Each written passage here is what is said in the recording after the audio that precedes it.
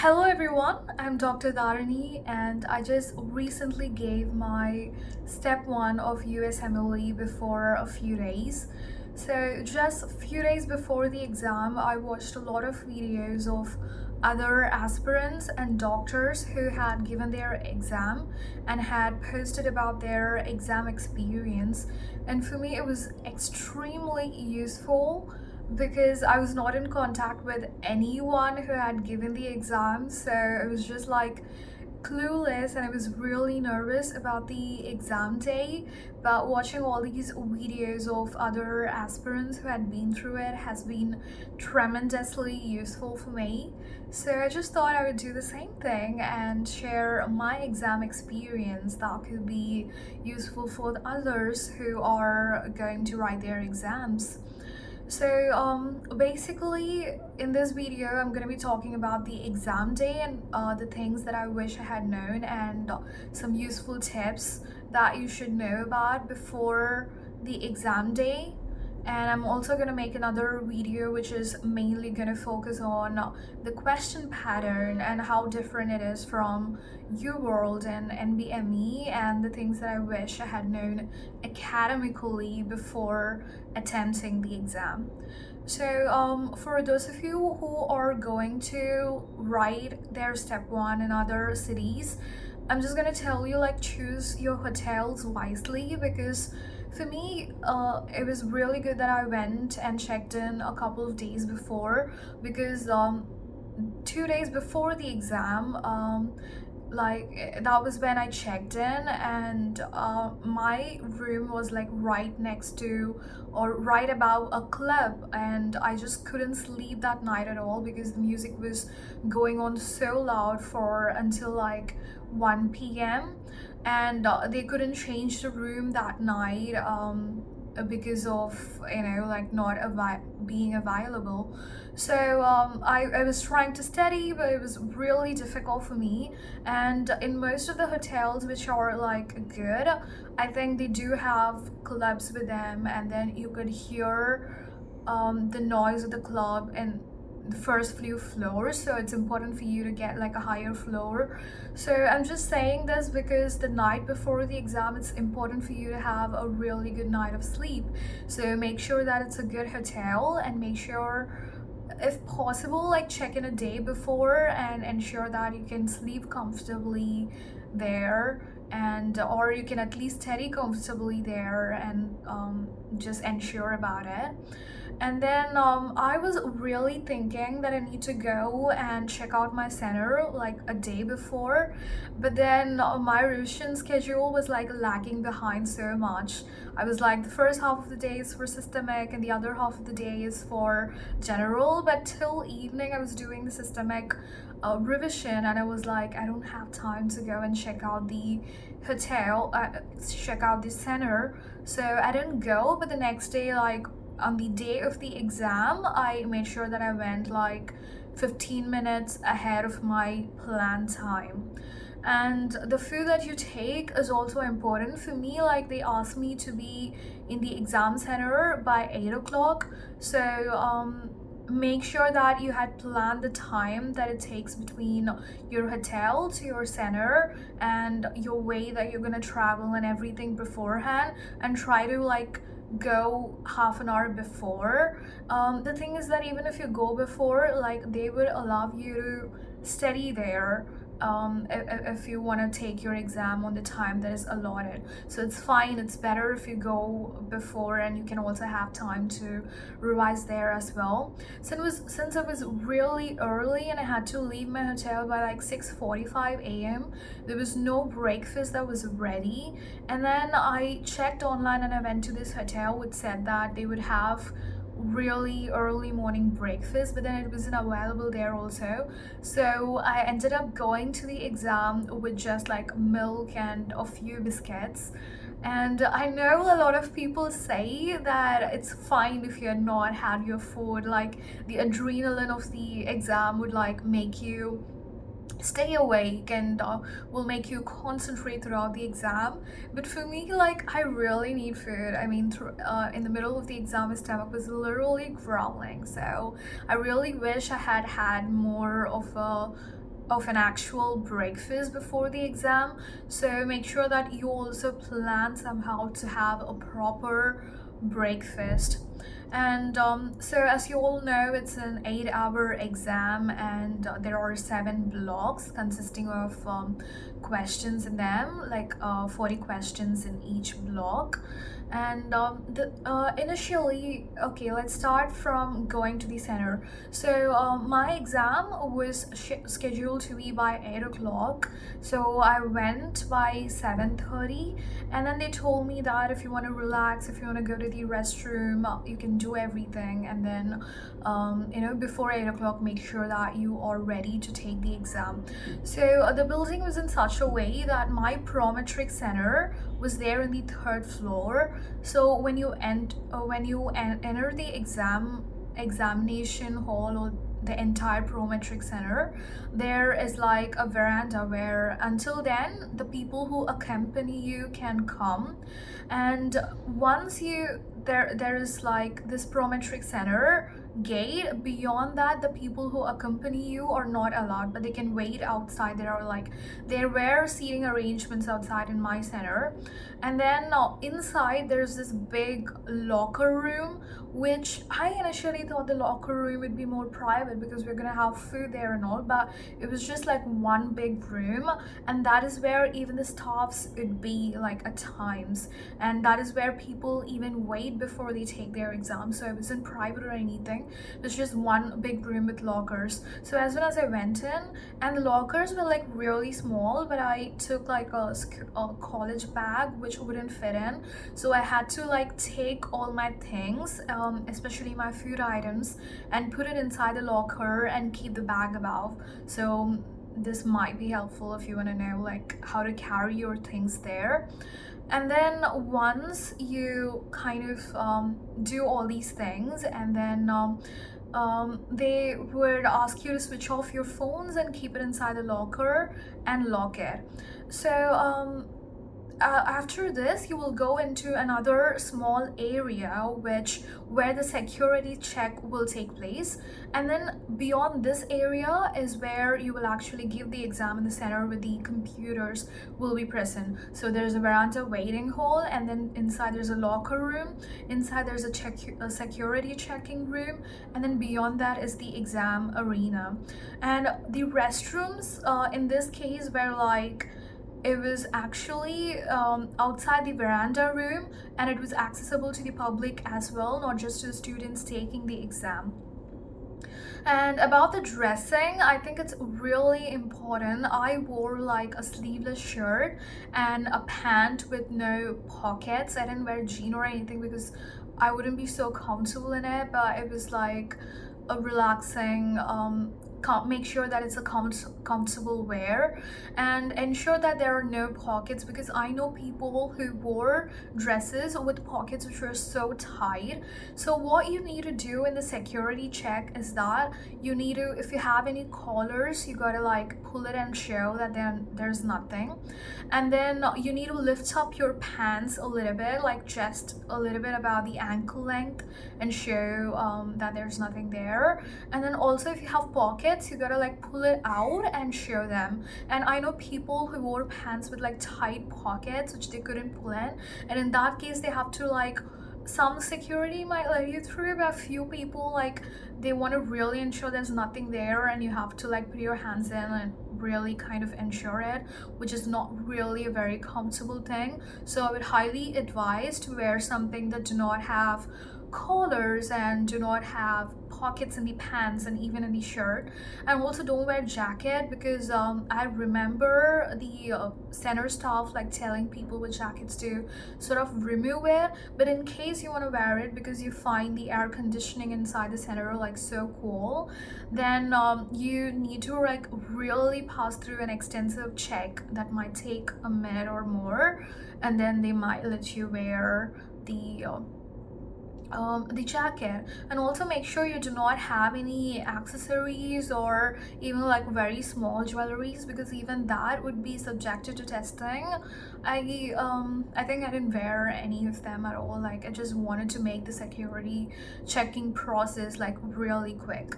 So I went inside this locker room, I kept all these things, and then like, we need to carry our hall ticket sort of a thing, which we are supposed to carry, and then passports. These two are the only things that you need to have in your hands.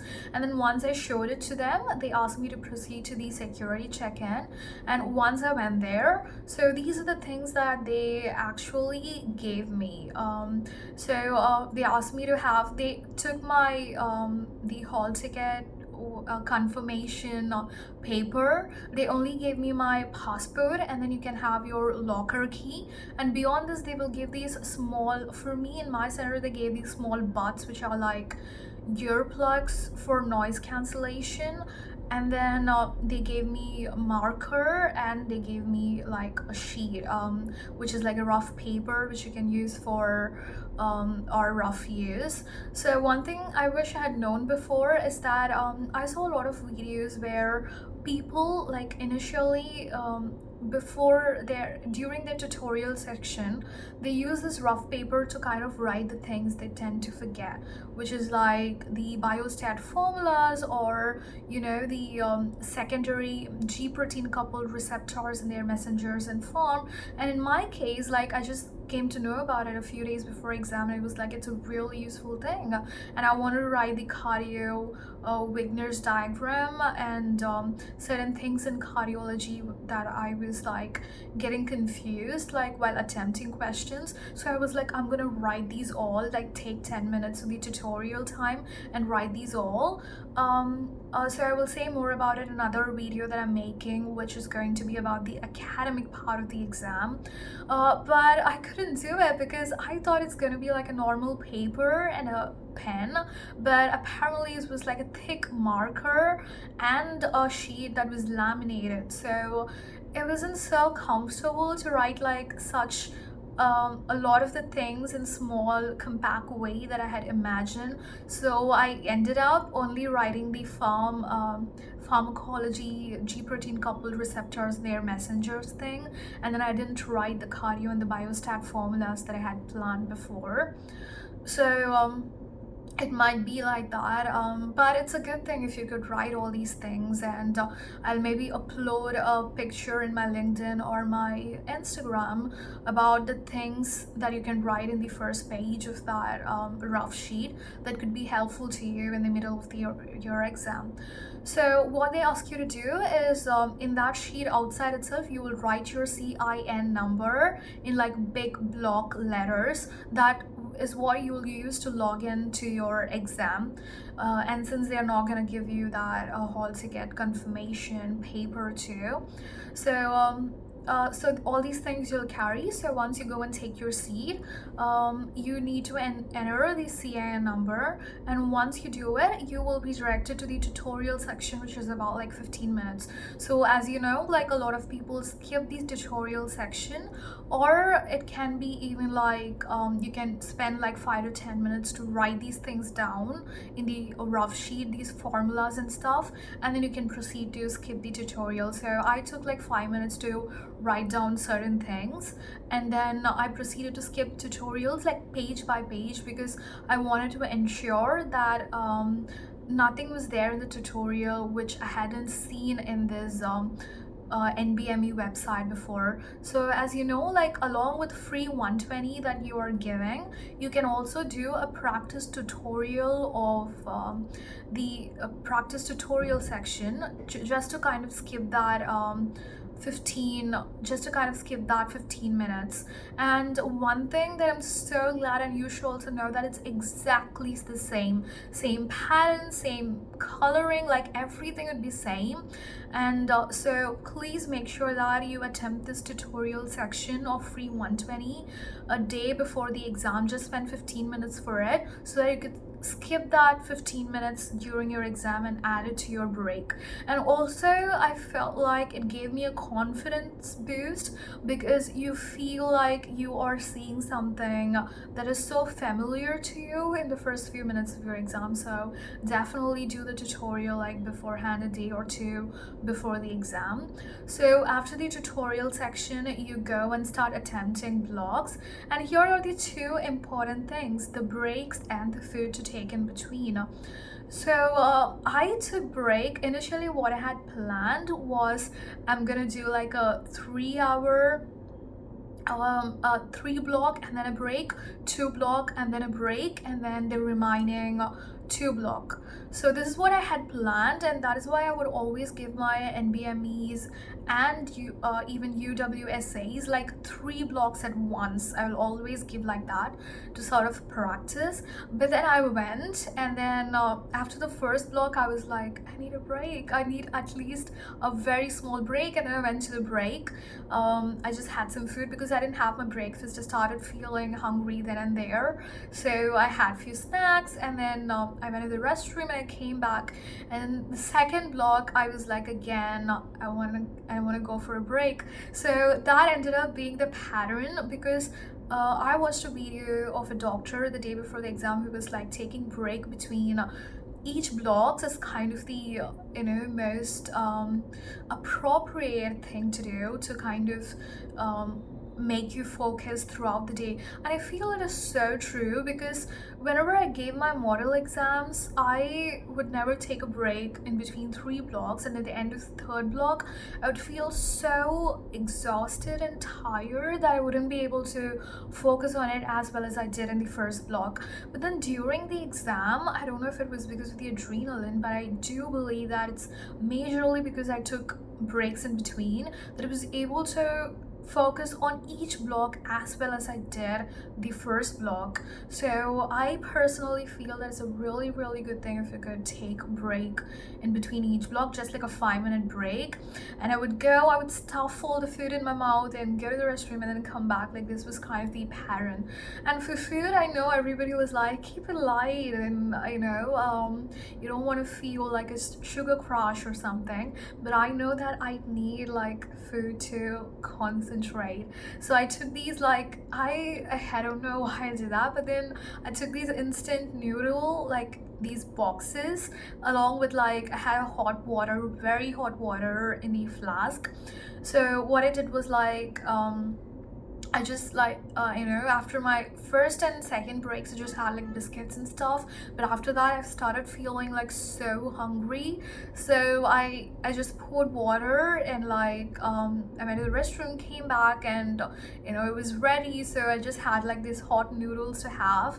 They could have like and I just had it in like 5 minutes, and then I went in. So that made me feel a lot better, and I'm just highlighting it because really plan your food well. I would rather advise you to have a good healthy food that you would have and that would make you feel energized, rather than believing that your adrenaline will keep you up throughout the day, or being scared that if you have more food like it would make you sleep. You can't even have more food. Like, every break that you take, like I don't think you can spend more than 5 minutes outside. That will make you like really nervous. So anyway, like you're gonna have only 5 minutes to have any snack item before you go into the exam hall. So make sure that you have something that you like, sometimes chocolates, or I'm not advising it if you're a person who would experience actual sugar crash, but then if it's something that you like, then it'll kind of help you keep going and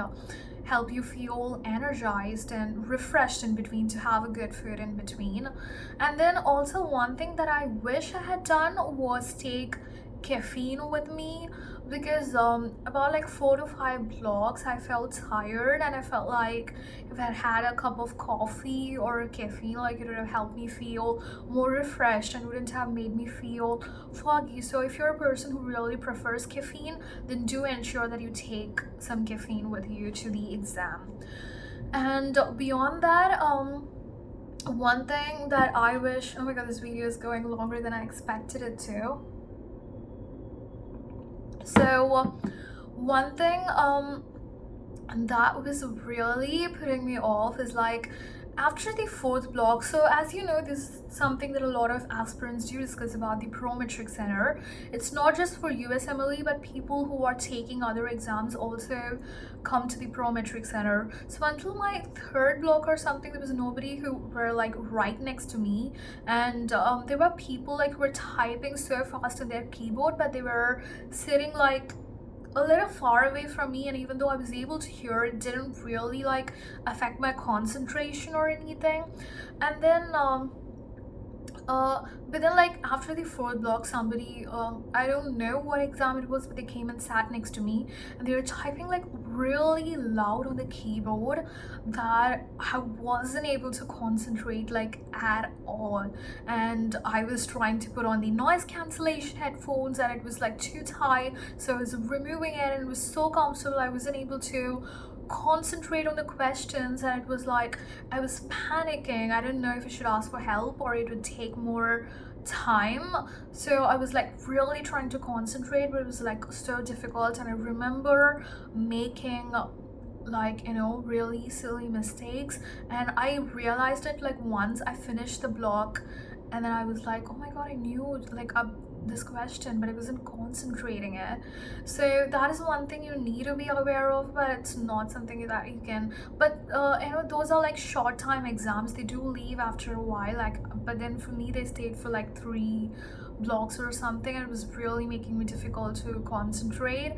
But it won't be that it wouldn't affect so much or anything if you like really try to put your mind into the question and just focus on your exam. You can use your noise cancellation headphones, but I didn't personally find it so comfortable.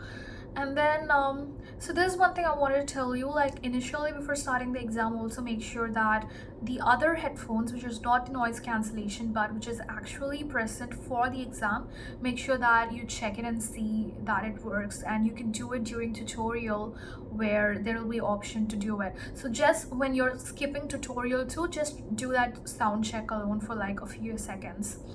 And then and then every time you enter the exam hall again, you will be checked, like the collars, the pockets, the accessories. You need to turn your head and show each ear that there's nothing there, and even if you wear glasses or something, that would be checked.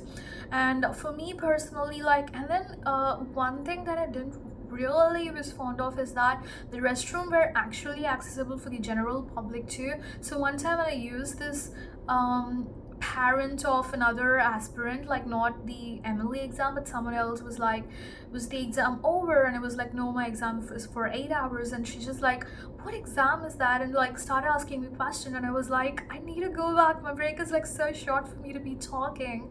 And I didn't want to be so rude and cut her off, like, but then like you know, I just really wish that we shouldn't be having such interfering stuff in between your exam. But like, just be prepared that you will be able to handle anything and during the exam day. And one thing that I would say is the NBME and the UWorld NBME interface, like that is how the exam actually appears.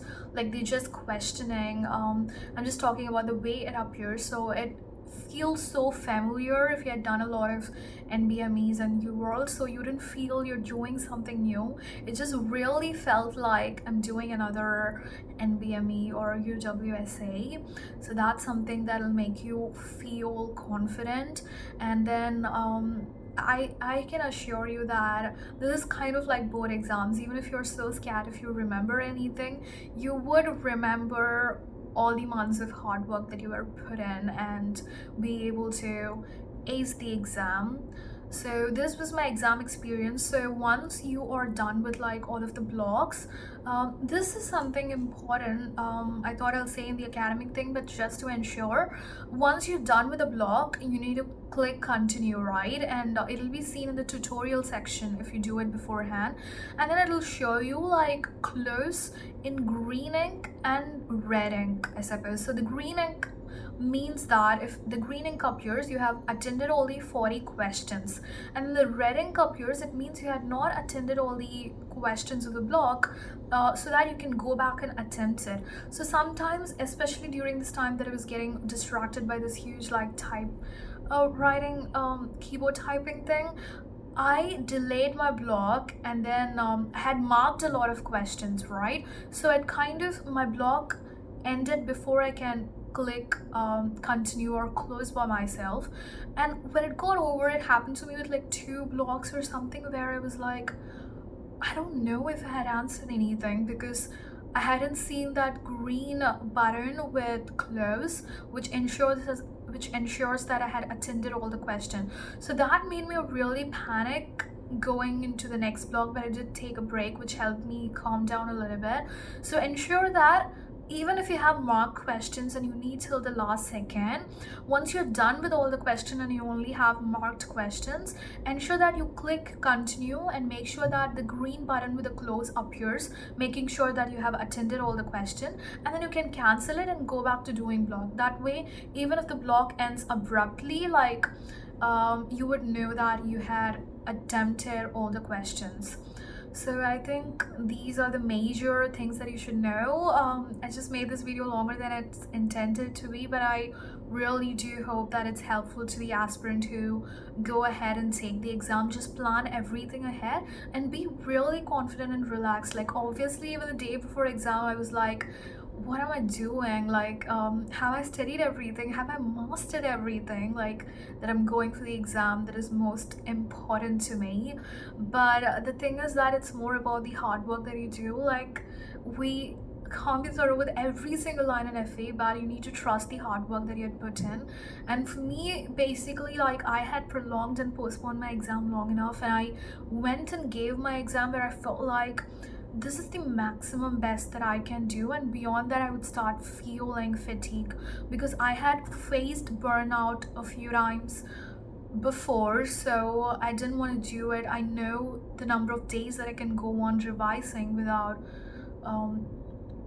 feeling exhausted. So I planned like that, and I was like, this is my absolute best I can give, and I'll do as much as I can, and I'll go and give the exam. So if you had fixed the date and the NBMEs shows that there's like 98, 99, 100% chances of you passing, then just go, believe in yourself, and give the exam.